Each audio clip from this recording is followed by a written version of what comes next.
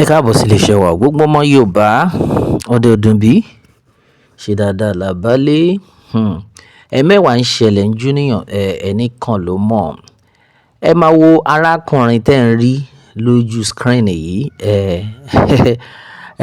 bókobòko ni o, bẹ́ẹ̀ ni tẹ́ ẹ bá wojú ẹ̀ dáadáa ẹ máa rí i pé ó ṣẹ̀ṣẹ̀ sunkún tán ni, ó dẹ̀ yìí ń sunkún. Kí ló fà á tó fi ń sunkún?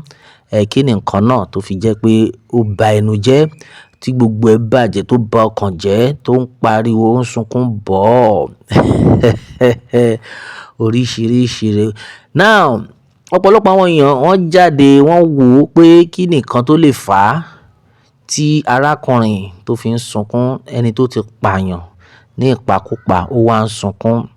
Àṣé ohun tó fà á ni wípé bàbá àwọn ọmọ ológun Nàìjíríà wọ́n mú bàbá ẹ̀ kedere ọ̀gá náà lòun náà jẹ́ nínú iṣẹ́ bókobòko.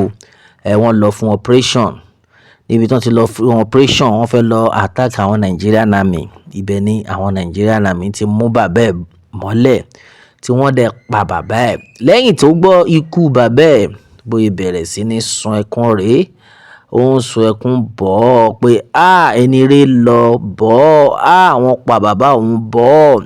Ọ̀pọ̀lọpọ̀ àwọn èèyàn jáde lórí ọ̀rọ̀ pé so bẹ́yìn ṣe wà yìí ẹ̀yin náà ó máa ń ta yín lára pé wọ́n pa àwọn èèyàn yín, ṣùgbọ́n jẹ́jẹ́ táwọn ẹni ẹlẹ́ni wà lẹ́yìn máa lọ mú wọn tẹ́ lọ ń pa wọ́n. Aṣọ lórí burúkú ni gbogbo yín, gẹ́gẹ́ bí àlàyé náà bó ti ṣe lọ. Ojú ẹ̀ lẹ́ ń wò yìí, ọ̀pọ̀lọpọ̀ àwọn èèyàn ń wò pé ṣé tí rí àwọn ará bí yìí wọ́n ń ṣèyàn gidi o. Now eléyìí wá jẹ́ ká rántí ohun tó ṣẹlẹ̀ nípa bí wọ́n ṣe release àwọn ọmọ tọ̀yọ́, ìyẹn tí àwọn ajínigbé tí wọ́n jí gbé ní ìpínlẹ̀ Ọ̀yọ́, àwọn tí Oríire local government. Tẹ́ ẹ bá rántí dáadáa, lẹ́yìn gbogbo negotiation tí wọ́n negotiate pẹ̀lú àwọn agbésùmọ̀mí, wọn ò máa gba not until GOC ìyẹn tí wá strategize pé ṣe bí nọ́mbà tí àwọn arábí fi ń pè wá yìí, àwọn ló ní nọ́mbà, ká track nọ́mbà yẹn, gbogbo àwọn family member wọn a máa lè rí through nọ́mbà yẹn.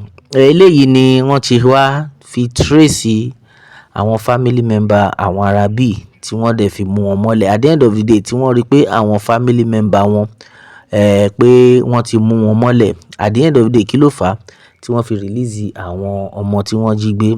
Òun ló fà á, nítorí pé bọ́n ṣe wà yẹn wọn ò fẹ́ kí nǹkan kan ṣẹlẹ̀ sí àwọn ẹbí wọn. Ṣùgbọ́n lọ́dọ̀ títí wọn ohun tó ń yà wá lẹ́nu rèé o.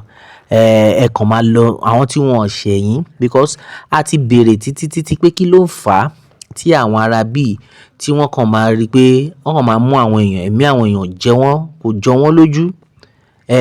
Ẹ̀mí àwọn èèyàn kò jọ wọ́n lójú, ṣùgbọ́n ẹ̀mí àwọn tó jọ wọ́n lójú ni ẹ̀mí àwọn family wọn.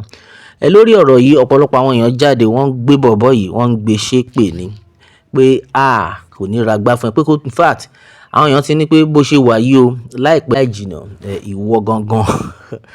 ìwọ gan ló kù tí ọwọ́ àwọn agbófinró máa bà. An emotional video and a report currently making rounds online has sparked massive reactions after a young man believed to be linked to armed bandits was allegedly seen crying unfortunately following the death of his father during a military operation. Now, according to reports circulating on social media, the deceased man was said to have gone on a mission before Nigerian troops reportedly intercepted the group during an operation. Sources claimed the father was captured and later killed by Nigerian soldiers. In the now viral clips and the discussions online, the alleged son could reportedly be seen overwhelmed with emotion as he mourned the loss of his father, creating mixed reactions among Nigerians. Now, gẹ́gẹ́ bí ọ̀pọ̀lọpọ̀ àwọn èèyàn bí wọ́n ṣe jáde tán lórí ọ̀rọ̀ yìí, ohun táwọn èèyàn rí sí mo jẹ́rìí ẹ̀yin èèyàn wá ń lé àwọn tó ti máa rọ́ èpè lẹ̀, wọ́n á ti máa rọ́ èpè fún àfi k'Ọlọ́run ṣàánú wa ni. Na him dem go kpai in the next operation. Ohun tí èèyàn kan sọ nìyẹn. Èèyàn kan ní pé power to Jesus. Na craze dey worry am. Im father don kpai many people, so the people wey be say im father kpai, wetin im need to talk about that one. So una no wan make dem kpai una. Oríṣiríṣi òun ni àwọn èèyàn ti sọ. Gẹ́gẹ́ bí bá ti ṣe ń ṣàlàyé, à ń rí àwọn àtẹ̀jíṣẹ́ lóríṣiríṣi tí wọ́n kàn ń rọ́ ìpè lẹ̀. Ṣé ti rí àwọn ará bí àti sọ láìmọye ìgbà, wọn ò tó nǹkan tán pera wọn. Bẹ́ẹ̀ ni. Kò ṣe pé wọ́n láyà bẹ́ẹ̀ pé ṣùgbọ́n ẹ̀mí burúkú tó ti wọnú wọn pé okay àwọn ará bí yìí ó pọ̀ ta wa, àwọn teaching tí wọ́n ti teach wọn pé ọ̀tá ni àwọn ọmọ Nàìjíríà jẹ́ sí wọn. Ìdí tá fi máa ń wò pé ẹdún náà ìlú wo làwọn ará bí ti wá, ṣọ́mọ Nàìjíríà ni wọ́n ṣá, because kò wá fẹ́ yé wa, because the way tí wọ́n fi hate àwọn ọmọ Nàìjíríà kò normal.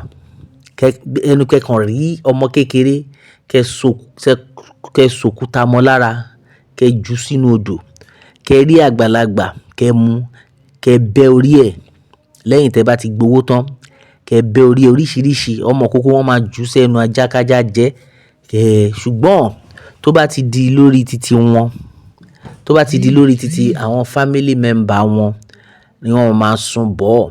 Àbẹ́ẹ̀ rí nǹkan bí oríṣiríṣi ni àwọn èèyàn ń sọ lórí ọ̀rọ̀ yìí pé kí ló lè fà á. Ẹ mọ̀ pé àwa ti sọ títí pé kí ìjọba kí wọ́n wá nǹkan ṣe sí ọ̀rọ̀ àwọn ará bí. Tẹ́ bá ti mọ̀ pé bí wọ́n ṣe fẹ́ máa ṣe lọ rèé, is better ẹ pín orílẹ̀-èdè o. Kólúkálùkù kan máa bá ti wọn lọ, because bí gbogbo ẹ ṣe ń lọ yìí kò wá fẹ́ ayé wa mọ́. Bẹ́ẹ̀ ni, ẹ pín orílẹ̀-èdè yìí kí olúkálùkù máa bá ti ẹ̀ lọ.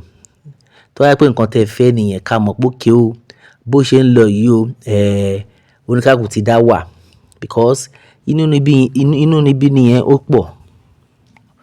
pọ̀ ju àrírú ẹ̀ rí. Now irú eléyìí sìn ó wá ń sunkún pé wọ́n pa bàbá òun. Ṣé ẹni eléyìí tó ń sunkún sìn, ẹkún kíkorò tó ń sun yín sìn pé wọ́n pa bàbá òun, ẹ rò bí bóun ṣe wà yẹn sìn ó máa dáríjì anybody?